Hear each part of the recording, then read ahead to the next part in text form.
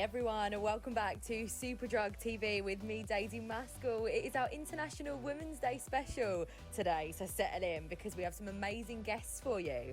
This week we're talking to the amazing Jess Plummer.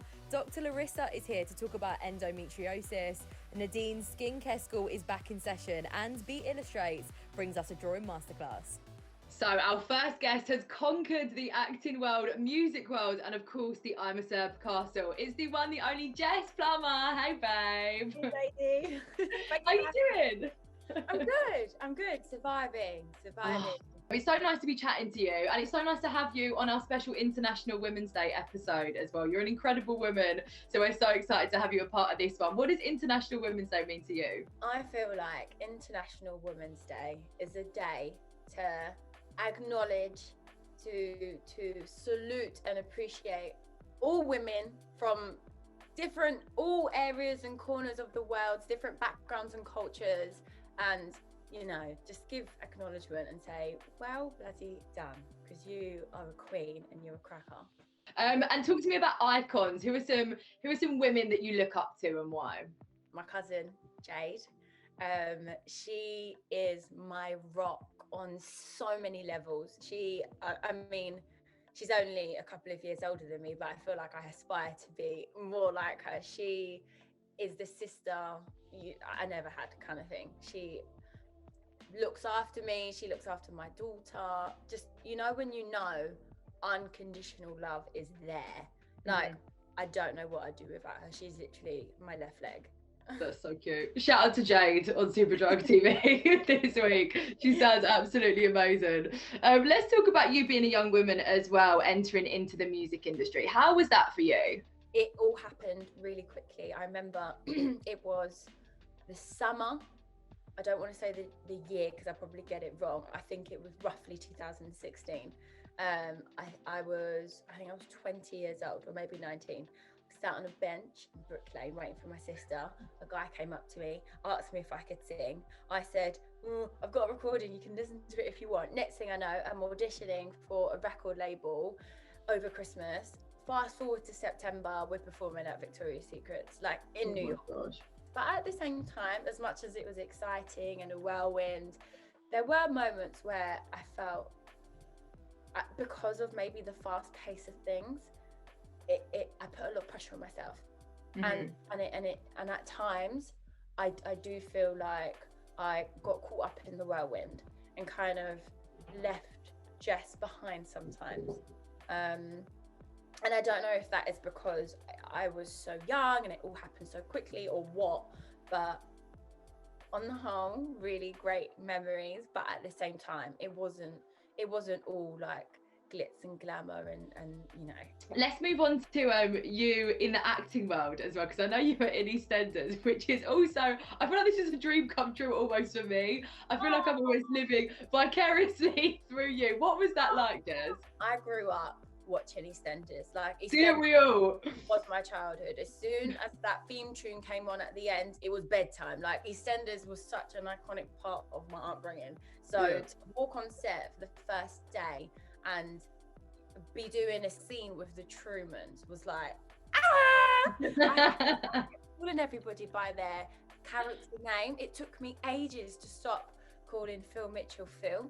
Like, I'd be walking down, I remember once with conviction, absolute conviction, Perry, look, I'm doing it now. Perry, Billy, their names are just too similar. Yeah. And he was just leaving. He was just saying, bye, Jess. And I went with them, like, full-heartedly with my chest. I was like, bye, Billy. I wanted that. And this wasn't even near the start. This was like a good 8 months in to working there. And I was mortified. I wanted the ground to swallow me up. And of course we've got to talk about you being in I'm a Celeb as well. What did you learn from this experience? Because that's one to remember for sure. Probably the biggest thing that I took away from it is to believe in myself, to know that exactly what you said earlier, like life is a roller coaster. It has its ups and downs, and just take moments for exactly that moment. Don't necessarily define a situation as your whole life. Does that make sense? Like I'll Yeah. be in a trial and I'll be lying down on a bed strapped with all these creepy crawlies on me, and all I want to do is quit. But then if you just for that moment can tell yourself it's a moment, in 7 minutes it's going to be finished, you're going to have a shower, you're going to get changed, you're going to have a nice meal, it will be worth it to just do it. And I feel like that was the biggest lesson that I took from it, definitely. You spoke a little bit about her earlier. I know you've got a daughter. What things are you teaching her, whether it be beauty products, whether it be little tips, whether it be life hacks, things that are going to help her get her through, and things that will really, really implement her childhood and turn her into an incredible woman like yourself? Oh, bless you. Noah is obsessed with makeup. Like for Christmas, that's all she wanted. She was like, "Mummy, I want lipstick and eyeshadow." Like, she is obsessed. Once I let her have a go with my makeup, and I kid you not, like you would Everywhere. have won the lottery. Yeah, absolutely everywhere. But she had the most fun. If there's anything that I could give to her in that department, it would just be to like wear makeup, experiment, have fun, like do what it is that you need to do, but then also like know and understand that you are beautiful just the way you are, just the way you come. As long as she knows that, I honestly don't have a problem. Jess, I know you're a massive advocate for women wearing their hair naturally, which is incredible. What advice would you give to anyone that's tuning in to help them be a little bit more confident and comfortable in their own skin? Express yourself, experiment, have fun, but please do not take it to the extent where the damage is irreversible, because I had to shave all of my hair off. I think it's important to nourish your hair, use masks, take breaks, like whether it be a protective style or just, like if you want to dye your hair or whatever, do that, but maybe just not like 3 times a year. Just as long as you look after what's naturally there, I think you're good. Jess, thank you so much for chatting to us on Superdrug TV today. We've enjoyed having you. Take care, babe. Bye, Daisy. Bye. As part of the #WombStories campaign, Bodyform is supporting those affected by endometriosis by donating 5p for every Bodyform pack sold in Superdrug to Endometriosis UK. T's and C's apply. Let our womb stories be heard. So our next guest has teamed up with Bodyform and is here to talk about endometriosis, a condition that affects 1.5 million people, but more than half of the UK population have never heard about it. Now, she's a doctor, an obstetrician and a gynecologist specialist, a women's rights activist and brand ambassador for the charity Endometriosis UK. It's Dr. Larisa Corda. Hello, darling. Hello. It's so lovely to meet you, even if only virtually. I guess let's start from the beginning, Larisa. What is endometriosis? What it is essentially a chronic condition where cells, they're very similar to the lining of the womb called endometrium, are found outside of the womb. So they can be found in any number of places, most commonly in the pelvis, so near the ovaries or on the ovaries themselves, where they can cause cysts. They can be found behind the womb, in front of the womb. They can be found on the lining of the tummy, which is called the peritoneum. And sometimes, very rarely, in about 10% of women, they can also be found in some weird and wonderful places. As a result of that, it increases the amount of inflammation that's going on, and that's why women feel all the symptoms that they do. So from pain to abnormal bleeds, to pain that doesn't just affect their periods, but also affects other things, such as their bowel movement. What is the diagnosis process like for endometriosis? More often than not, people who may have symptoms don't necessarily recognize that there is a problem. And that's to do with this way that we're sort of brought up and conditioned from a young age, where, you know, if as a girl you go to the doctor typically to complain about your periods, you're not necessarily taken seriously, or you're told that it's all normal. And so you start to feel a bit invalidated by all of that. And if that continues to happen, you feel increasingly more disempowered. So you can become a bit scared about going to see someone with that. You can feel a lot of shame and embarrassment about talking around something as intimate as periods, and in particular sex. You know, if you're having problems with that, we've just got to start talking about it and encouraging girls and young women to go and present to their doctor. And if someone doesn't take them seriously, to keep on going and to keep on trying to get that second opinion. How does endometriosis affect fertility, which is something that I think is really worrying for a lot of people. About 50% of women with endometriosis might experience problems getting pregnant, which is another really huge and shocking figure. So the way that it can affect your fertility is actually that there are a couple of different routes. So the first thing, as we mentioned with endometriosis, is that it can cause inflammation within the body. And as soon as you have inflammation, that can lead to scarring. Now, that scarring can sometimes affect your fallopian tubes, which means that you might experience an obstruction that can make it very difficult for the sperm to reach the egg to carry out fertilization. Sometimes that scarring can affect the ovaries, so it can reduce the number of follicles and eggs that you're producing, and also your ability to ovulate. So that's another way. And it can also have an effect on the lining of the womb itself. So when it comes to implantation, that can also present a problem.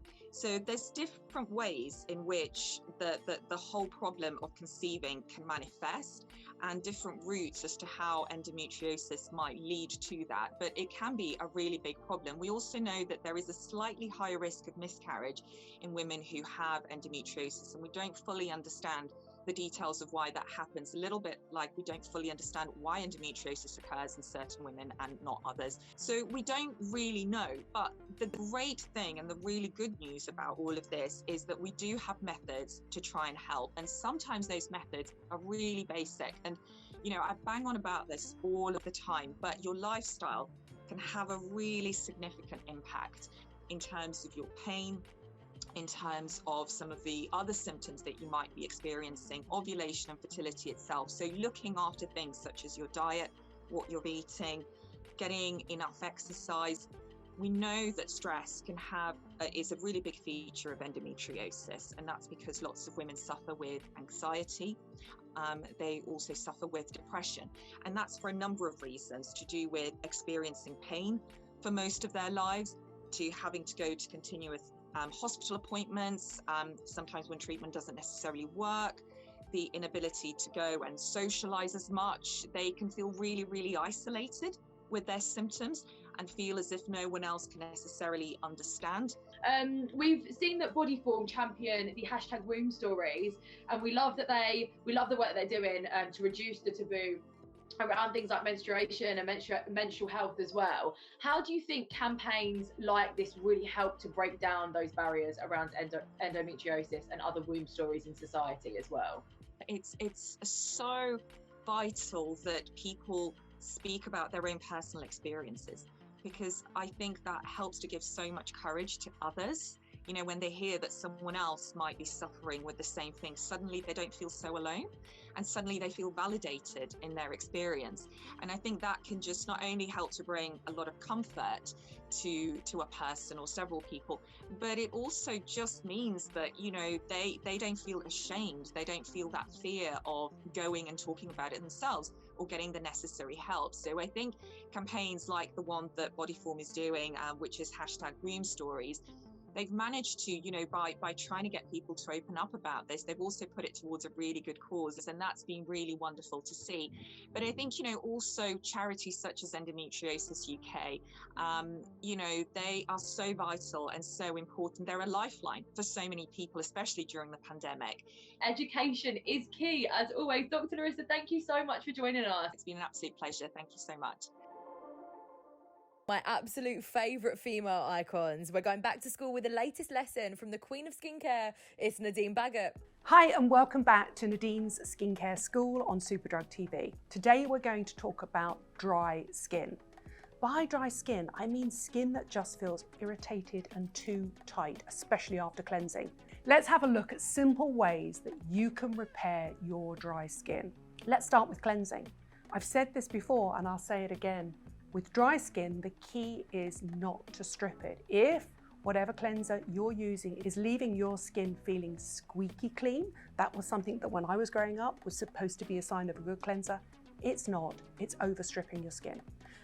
My ideal cleansing duo would be a lovely rinse-off gel cleanser in the morning. This is from a company called Hada Labo. It's Japan's #1 hyaluronic acid range, and they do a beautiful, gentle cleansing cream gel. By that I mean you apply it to your skin first thing in the morning, shower, over the basin, and then when you rinse it away, your skin is hydrated and clean. No tightness, no dryness, no redness, I promise. At night, I think what everybody really needs, especially if you're wearing makeup, is a lovely, hydrating, vitamin E rich rinse-off cream cleanser. This is a little bit like a balm, but with the benefits of being rinsable in water. It's an iconic, best-selling product, and for good reason. It's a really great product. It actually comes with its own little muslin cloth, but I actually team mine with my microfiber cloth, or you can use a fresh flannel every day. I promise you the combination will get rid of every scrap of makeup, eye makeup and lip wear makeup, anything long lasting, but gently. Your skin afterwards will feel cool to the touch, and by cool I mean it will be hydrated, it will be happy. There's a reason that is without a doubt one of Superdrug's cult best buys. Once you've cleansed your skin without stripping your skin will be that much more absorbent and happy to absorb active ingredients. Where do you go with active ingredients? Well, what you need to do is put back what your skin is lacking. What your skin is lacking if you've got dry skin are natural moisturizing factors, things that are found in your skin every day that you as a dry skin sufferer just produce less of. What's the key one? Urea. Urea is a natural moisturizing factor and it's absolutely brilliant at repairing dry skin. Eucerin, I think, probably do the best range out there. They do everything from top to toe. They even do a foot cream and a hand cream. If you've got dry skin, go search it out.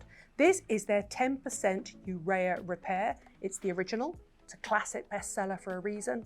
Don't overthink dry skin, just put back what your skin needs. Urea will lock moisture into your skin, but it will also repair that barrier. Stop water leaving your skin so quickly and dehydrating. Now, when it comes to your body, if you have a dry face, the chances are you've also got to have a dry body.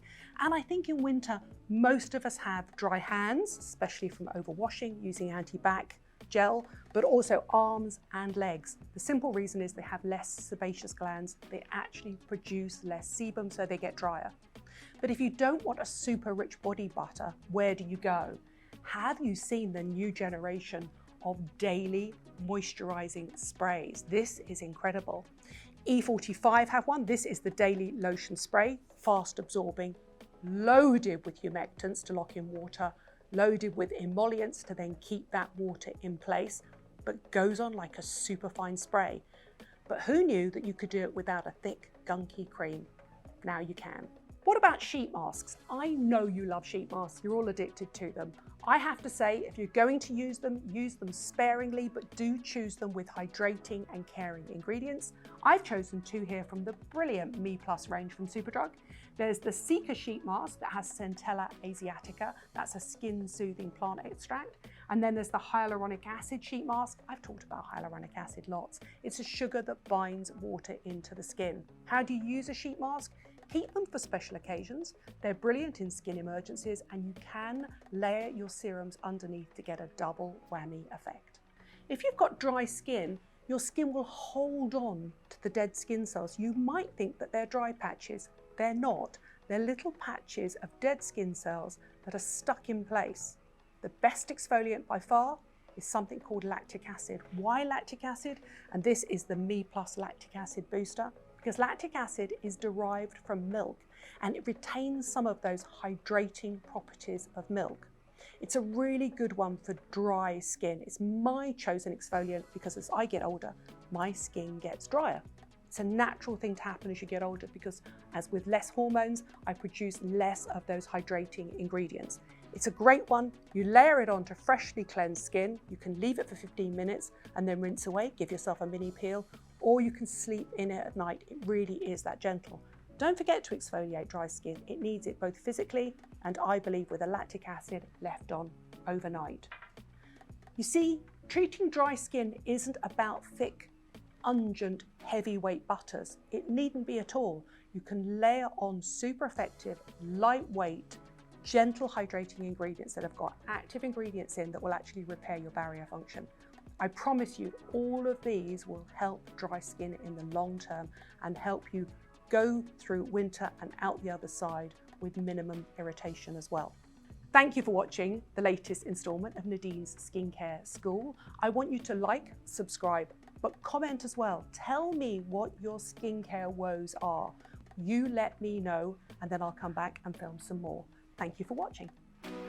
Now, I don't know about you, but since lockdown's begun, I have loved trying out new things to keep me occupied. So we've got Lasheila's beauty ambassador and feminist icon, B Illustrates, here to talk us through how she uses her craft to express herself. Hello friends, my name is B Illustrates on Instagram, and I'm an illustrator based in Edinburgh, and I've been asked by Superdrug TV to shoot a little video for you today explaining how I make my art, which I'm super excited about. So my illustration business kind of came about as a complete accident. I ended up just procrastinating from my degree and started doing a few drawings, posting them on Instagram, and it kind of snowballed from there really. If you know my work, you'll know that a lot of my drawings are based on like my own personal experiences with mental health, with my sexuality and everything like that. And it's because in a massive part of my drawing kind of process comes as using art as a form of mindfulness, as a really cathartic, like therapeutic release. Because when you're drawing, you really can't concentrate on anything else. So I just find it a really nice way to clear my head, to relax, to procrastinate, of course. It's just a really nice way, if you find some spare time, to really take that time for yourself and just use it to make something nice and enjoy yourself. And of course, with it being International Women's Day and so much of my art coming from my relationships with feminism, I think it's really nice to kind of share that through Instagram with people. So it can be really difficult topics that we're discussing or working on, but it can be kind of presented in a really fun, playful way. And I think that encourages a lot more people who might not pick up a big textbook on feminist theory to engage with feminism in a way that's fun. So something I'd really encourage everyone to think about for International Women's Day is maybe what is a woman, and how have our kind of very narrow perceptions as a society of a woman excluded people. I feel like a lot of really pioneering feminists who fought for women's rights haven't always fit into the very kind of binary, constricted perceptions that we have of what a woman is. So, for example, Marsha P. Johnson and Sylvia Rivera started Pride. They were some of the first people who started the Pride riots, which is why we have Pride today, which is a cause that's really close to my heart. And at the time, they described themselves as drag queens, but they have, a lot of experts think now that because of the way that language has evolved, that they would now describe themselves as transgender women. And that's obviously a group that is very often excluded from Women's Day celebrations. You know, just because someone may not match up with your internalized like view of what a woman is does not mean that they should be excluded. So yeah, just some food for thought for this day that's celebrating women. Okay, so that concludes my video for Superdrug TV. Thank you so much for watching it. I've had a blast. I really hope you found it in some way educational or enjoyable, or it's inspired you to go and do a drawing of your own. Please go and follow me on Instagram at @BIllustrates. Maybe even buy some work, you know. And yeah, I hope you have a lovely day and just go and do a drawing. Take 10 minutes. Enjoy yourselves. Bye. We've met so many amazing women in this episode, and we've got one more for you. Superdrug's very own Kendra Moffatt is here to tell us how the company celebrates and supports women every single day. Hi, I'm Kendra Moffatt, and I'm the Senior Inclusion and Engagement Manager at Superdrug, and I'm also chair of our Gender Equality Network. We have an inclusion strategy with 6 key focuses, one of which is gender, and we've had our Gender Equality Network in place for about 5 years now. The network focuses on creating a fair and supportive workplace for people of all genders.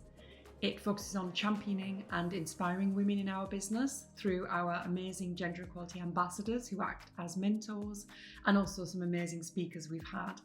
And we're also focused on building a strong pipeline of diverse female talent so that we can ensure we've got a really good gender balance in our future leadership teams. And we've done that through some fantastic workshops and development opportunities.